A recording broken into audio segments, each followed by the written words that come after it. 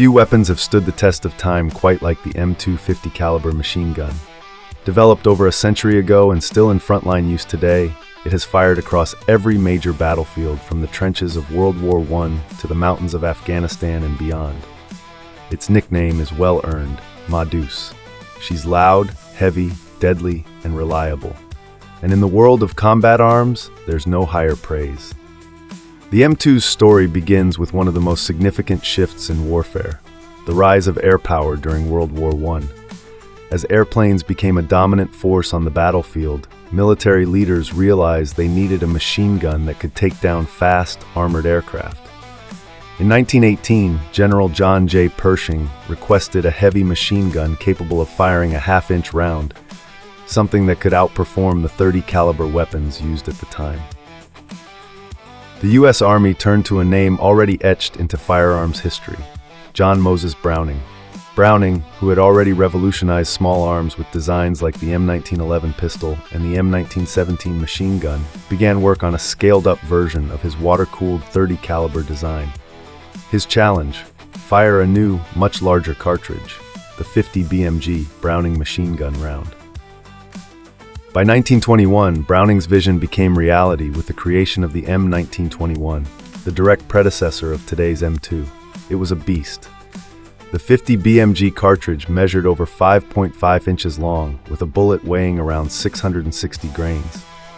It could pierce armor, disable vehicles, and devastate enemy positions with a level of firepower never before seen in infantry weapons. The early versions of the M2 were water-cooled and primarily used for anti-aircraft defense. But as military needs shifted, so did the design.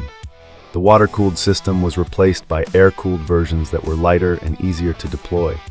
By the time World War II began, the M2 HB or heavy barrel variant was the standard. In World War II, the M2 was everywhere. Mounted on tanks like the Sherman, jeeps, half-tracks, and aircraft like the B-17 Flying Fortress and P-51 Mustang, it proved devastating to both air and ground targets. Bomber crews referred to it as their guardian angel. Its heavy firepower was often the last line of defense against German fighters. On the ground, infantry relied on it to suppress enemy positions, destroy light vehicles, and provide long-range support. But World War II wasn't the M2's last stand. In fact, it was just the beginning. During the Korean War, the M2 proved essential in holding back waves of enemy infantry and defending key terrain under brutal conditions. U.S. forces learned quickly that the M2 wasn't just for anti-aircraft. It was one of the most effective tools for stopping human wave attacks. Soldiers manning M2s in frozen outposts kept the front lines from collapsing time and time again. In Vietnam, the M2 continued its reign. Mounted on patrol boats in the Mekong Delta, on watchtowers at base perimeters, and atop armored vehicles rumbling through the jungle, the M2 delivered both psychological and physical firepower. The distinctive thump of the 50 cal became a sound the enemy feared. Viet Cong forces often avoided positions they knew had M2 coverage. Beyond Vietnam, the M2 remained in service through the Cold War and into the 1990s. During Operation Desert Storm in 1991, U.S. forces used M2s to disable Iraqi vehicles, destroy fortifications, and even intercept low-flying aircraft and helicopters. It served as a crucial deterrent, giving U.S. units superior firepower during fast-moving ground operations in the open desert. And it didn't stop there. During the War on Terror in Iraq and Afghanistan, the M2 once again proved indispensable. Convoy escorts relied on M2s to defend against ambushes and IED threats. Perimeter guards used them to secure outposts in hostile terrain. And Special Operations Forces valued the weapon's incredible reach and stopping power in remote engagements. Over the years, the M2 has seen numerous upgrades to keep up with the times. One of the biggest improvements came with the M2A1 variant, adopted in the 2010s. This modernized version addressed one of the weapon's oldest quirks: manual headspace and timing. For decades, every time a barrel was changed, gunners had to manually adjust the gun to ensure it would fire safely and correctly. Get it wrong, and the weapon could malfunction, or worse, explode. The M2A1 eliminated this risk with a fixed headspace and timing mechanism, a quick-change barrel, and flash suppressors for reduced visibility. The M2A1 made the weapon safer, faster, and easier to use without sacrificing the power and reliability that made it famous. Let's not forget the specs that make Ma Deuce legendary. It fires the 50 BMG round at a muzzle velocity of around 2,910 feet per second, with an effective range of up to 1,800 meters against point targets, and maximum ranges exceeding 7,000 meters for area suppression.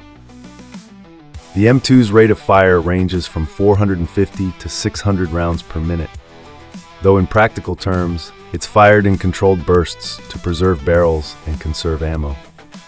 The ammunition itself is as diverse as the roles the M2 fills.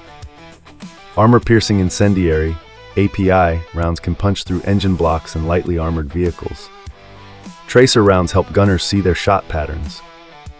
SLAP, saboted light armor penetrator rounds can pierce through advanced armor. The sheer variety of 50 caliber ammunition available means the M2 can be tailored to nearly any mission. But perhaps the most remarkable thing about the M2 is not just its specs or its firepower, it's its longevity. Very few weapons have remained in frontline service for over 100 years. The AK-47 is iconic, but it hasn't seen a century of service. The M16 has changed form many times.